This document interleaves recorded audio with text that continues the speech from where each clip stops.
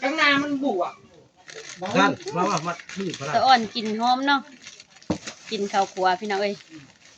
กินข้าวขัวผสานกับพริกขัวเนาะพี่น้องเนาะ ท่านค่ะเขาใส่กันมันขาวอยู่เขาบ้างกับมองเลยพี่น้องเอ้ยเปิดภาพมาเมื่อนี้พี่น้องเอ้ยผ่าแจงจางป้างเนาะของวันที่ของวันที่7พี่น้องเอ้ย ไปพี่น้องมื้อนี้มามาหาพี่ๆน้องๆเนาะได้ยินพี่ๆน้องๆเพิ่นว่างานนี้มีงานพี่น้องเอ้ยบ่ฮู้ว่างานนี้ยังเนาะไปพี่น้องไปขึ้นไปหาเพิ่นเลยมื้อนี้พี่น้องเอ้ยเถอะสบายดีเฮ็ดยังอยู่เนาะมื้อนี้เนาะคือได้ยินเสียงผักกระโกกกระกากอยู่เขาดีหน้ามาแล้วเจอแบบนี้แล้ว งานปั่นเขาบ่โอ้ปั่นเขาสวัสดีโถเซฟกระทะเล็กอีกพี่น้องเอ้ยพ่อเพิ่นอีแหละมื้อนี้ทีมงานเพิ่นเนาะคู่มือได้เห็ดนี่เลยที่เขาปีส่วนนี้ส่วนปั่นเขาเนาะโดยเขาเห็ดกินให้เล็กหน่อยเขามื้อนี้นี่เฮ็ดของกินอยู่บ้านเนาะโดยเฮ็ดอะไรก็ไปส่งเพิ่นบ่อยู่หน้าเพิ่นบ่มากินอยู่บ้านเลยบ่โดยร่างกายอบเล่นงออบโถมีอบอีกบ่มื้อนี้โถพี่น้องเอ้ยสิมาหอมหุยๆเลยยังอ้าวหอมใส่กันเนาะนี่โถพี่น้องเอ้ยอบไก่อบกาอบอาหารการกินไก่พี่น้องเอ้ยไก่มาเด้อ FC ข่อยมากินอบไก่นำทีมงานเพิ่นเด้อพี่น้องเอ้ยงานปั่นเขาพี่น้องเอ้ยมื้อนี้จะบอกใจบ่ได้ทีมงานเลยสู่พี่น้องประกันทุกชิ้นทุกอย่างอันนี้แหละของหอมเนาะพี่น้องเนาะโอ้ยของแก้มของแก้วบ่ของแก้วไม่เลี้ยงเนาะปีกหัว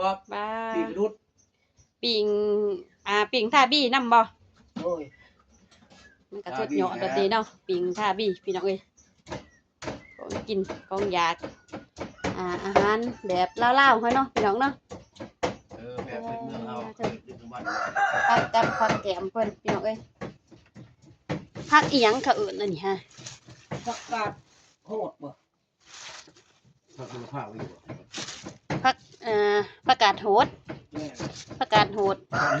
ผักกาดหึ่นโอ้ผักกาดหึ่นพี่น้องเอ้ย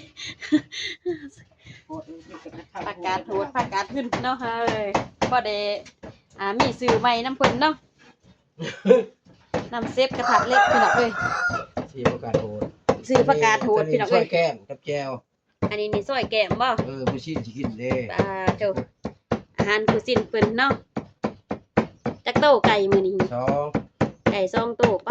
โตสมาลายแท้ไอ้อู่เด้โอ้เนื้อเพิ่นแน่นปึกๆเลยพี่น้องเอ้ยโหดเนาะชุกดีเด้ไก่2โตพี่น้องเอ้ยเกือบสิเต็ม3ก็ไปใหญ่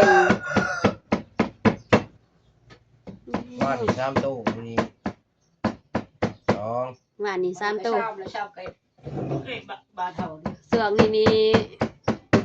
เซฟกระทะเล็กเพิ่นมีงานได้เนาะโตเนื้อแม่นคุมือโลดมือผักได้นอนกลางคืนนะผัก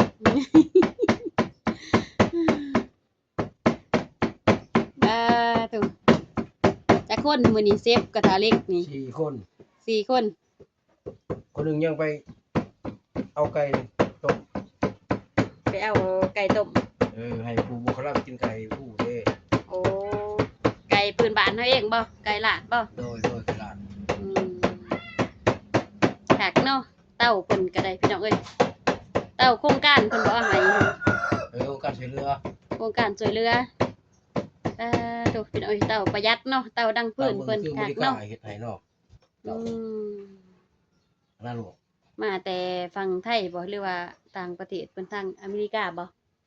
ตามเบิ่งฟิชแมนโครงการเพิ่นส่งให้คนโครงการช่วยเหลือเนาะบอก ครอบครัวไงครอบครัว เป็นบุคคลครอบครัวหรือเปล่า ครอบครัวก็ชอบอันนั่นแหละสมอ โอ้ถือว่าเป็นทุนช่วยเหลือจากต่างประเทศพี่น้องเอ้ยเต่าเพิ่นเนาะขากดีได้อพี่น้องเอ้ยสมัยตะกี้เป็นเกี้ยงเนาะเกี้ยงสี่ขาเนาะแต่สมือนี้เพิ่น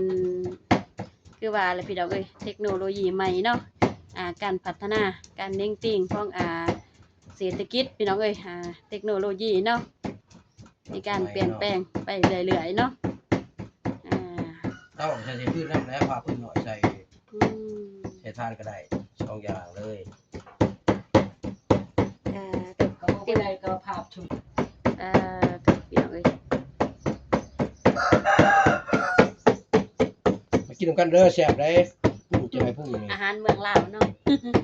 อาหารลาบไก่เกี๊ยวไตของลาวเฮาพี่น้องเอ้ย เสก้อง อยู่ที่แข้งเซก้องพี่น้องเอ้ย เขาบอกว่าทุกคนจุดเดียวกันชิ้นงานคู่มือชิ้นงานคู่มือจะมาดูกระลีเท่าจุดเลยไม่ได้กระเท่าจุดเลยไม่ได้กระเท่าจุดเลย บ่แล้วมันเป็นอาชีพหลักของเฮาเด้เวลาที่ว่าเฮาไปซอยพี่ซอยน้องเด้ เขาเชื่อมันชิ้น เฮาเสือมันสิมือที่ว่าอันดับหนึ่งแหละ ชอบโป้ยกคนละที่ละชอบโป้เลย เฮ้ยก็บอกทุกคนว่าจุดนี้จะดับหนึ่งแล้วมันก็ใกล้กับบ่มี เซฟประจำตระกูลพี่น้องเอ้ยเซฟประจำศาสตร์เนาะ อ๋ออายุ63ยังบ่ใส่ได้บ่ แต่ว่าสิมือดีเลยพี่น้องเอ้ย หมู่บ่ไรอายุได้หมู่ได้ ไหล4มือเนาะแต่ว่า4มือนี่บ่ธรรมดา ชีวิตผ่านออย 4มือผ่านอยเพิ่นว่า มีเพิ่นย่องเองเนาะ ตัวก้อยแล้วบ่แจ่วหั่น ย่างแล้ว ยังกามักปีกบ่ ให้ไปชิม พี่น้องเอ้ยเพื่อนจานบ้านจองเพิ่นพี่น้องเอ้ยมื้อนี้เพิ่นตีเขาเนาะชาวบ้านเพิ่นตีเขาพี่น้องเอ้ยก็เลยว่าขึ้นมาตามข่าวเพิ่นพี่น้องเอ้ยจังซี่แล้ว งานปั่นเขามื้อนี้เพิ่นงานปั่นเขาเพิ่นแต่งเขากินอยู่บ้านเนาะ งาน เด้เขามันอยู่นี่แหละ 11โมงก็ย่อเขาแล้วนะ 11 โมงมันกลับมาเนาะ โดย เครื่องหอม ตัวหน้าเพิ่นก็ใกล้อยู่บ่ หมู่รักป้ายแหละ ลักไปก็ใครอยู่เนาะถือว่าก็พอดีกินข้าวแซ่บเนาะ โดย เผื่อมาฮอดเทือนก็11 12 โมงพุ่นแหล้วเนาะ ในซอยจิตเ 11โมงก็มาชั่วโมงกินคาเฟ่เลย แต่ว่าปั่นมื้อนี้แล้วคาบเช้าเลยบ่จังว่าเห็นคนกินอยู่เฮือน แล้วช่องบอลแล้วอีก ถือว่าซ้องงานสอนเนาะมื้อนี้เนาะ โดย แต่ว่า วันนี้ก็ช่อง บ้านนี้ก็ซ้องงานสอนเนาะมื้อนี้ก็ซ้องงานสอนพี่น้องเอ้ย เผาเขียวเผาเค็นลงมันตกมันต่อเลย มันหลามันสวยแล้วได้นี่เนาะ มันต้น อันสิว่าจังหนึงก็พี่น้องเอ้ยยามเดือน11 12แล้วนี่ก็ห่วงข้าวห่วงน้ำเฮาก็คุเบิดแล้วแต่ว่าเอาบ่ทันเนาะ ท่านปูบ่ท่านคนหน่อยคนบ่ลายกับบ่ท่านแล้ว วิธีชีวิต ปี เข นี้ ต บ่ ไต ได้ ขอ เขา ง แล้ เรา วปีนี้ปีกาย รุดบ่ปีนี้ รู้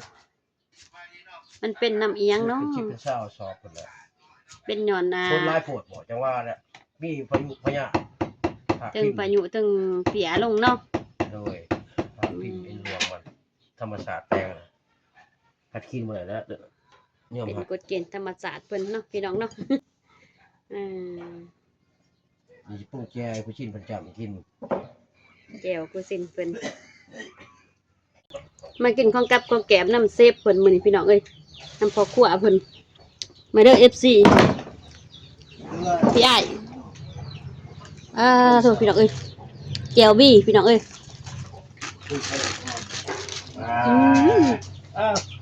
ผมเว้ย มาแก้มโอ้ แซ่บลำเนี่ยเนาะ นั่งแก้พุ่นพี่เดี๋ยวเจียวลายแล้วเจียวหน่อย มันจะดับระดับกับเซฟกระทะเล็กพี่น้องเอ้ย ย่างไปถูก โอ้เดี๋ยวตัวก่อน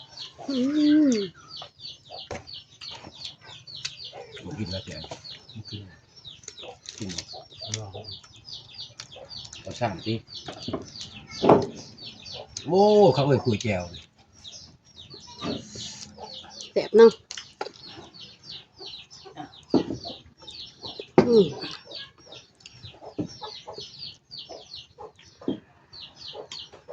โอ้แจว งานปั่นเขาพี่น้องเอ้ยอำลำแล้วเนาะ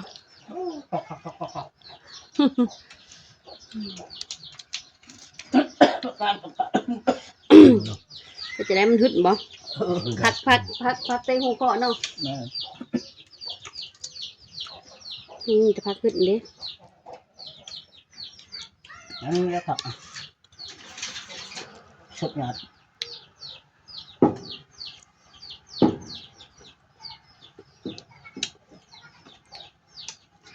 ว่านี่มันกิน ถูกพี่น้องเอ้ยมาเด้อ FC นี่แล้วบี แกมน้ำกันเด้อ ก็หนึ่ง อีหยังอันนี้ใส่มันบ่อันนี้ก็ใส่มันบ่อัน กินรสกินลายไก่นี่ รีบบ่ มันจะเตือนเลยเด้อข่อย อืม คนนี้เขานอนพังมันดังตกมันหองบ่ ดี งาน วัน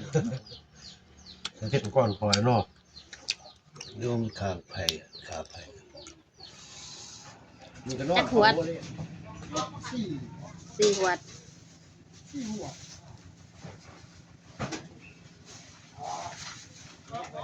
ตะอ่อนกินหอมเนาะกินข้าวขัวพี่น้องเอ้ยกินข้าวขัวผสานกับพริกขัวเนาะพี่น้องเนาะ ท่าน ค่ะเขาใส่กันมันขาวยิ้วเขามากกับหมองเลยพี่น้องเอ้ย ผู้ชมเอามือเดียวเนาะ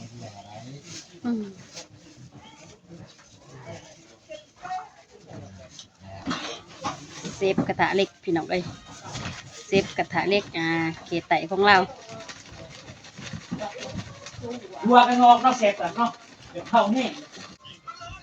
คอยส่งถึงแม่คอยเลยเขามีคนจะถูก ตอนนี้ก็ได้เวลาแล้วพี่น้องเอ้ยทีมงานนักปั่นเขาเพิ่นมาฮอดเทือนฮอดซ่านเป็นตีเหียบหอยแล้วเนาะทางพ่อครัวเพิ่นก็ได้หางหากะแก้มเนาะเขาล้นลาบปรุงลาบพี่น้องเอ้ยเพื่อไปเสิร์ฟให้ทีมงานเพิ่นนักปั่นเขานะพี่น้องเนาะ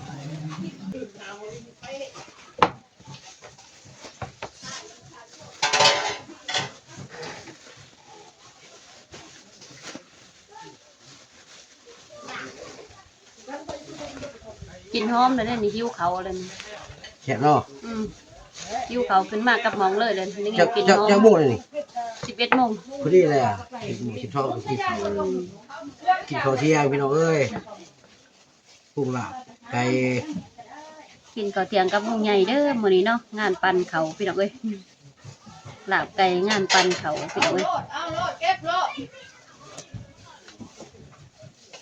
พักให้บ่ได้ใส่ทุ่งย่างไว้ใครสิใส่บ้าน ถ้วยย่างมันเห็นบ่อยู่ในหม้อ บ่มีข้าวโต มันอยู่นี่ดีถ้วยย่าง บ่เฮ็ดบ่ฮู้บ่จัก ผมมาตั้งรอบแรกนี่โง่ป้าย นี่เติมไปของเขาเลย นะเนี่ย เป็นหลอด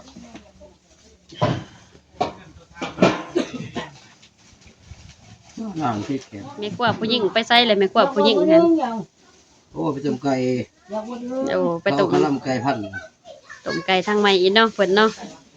บ่ได้ไปหาเพิ่นได้หั่นพี่น้องเอ้ยไปเพิ่นนั่งเงาผู้เดียวเพิ่นทางนั้น คนอยู่ แล้วเปิดอยู่ไสเจ้าเมียน่ะ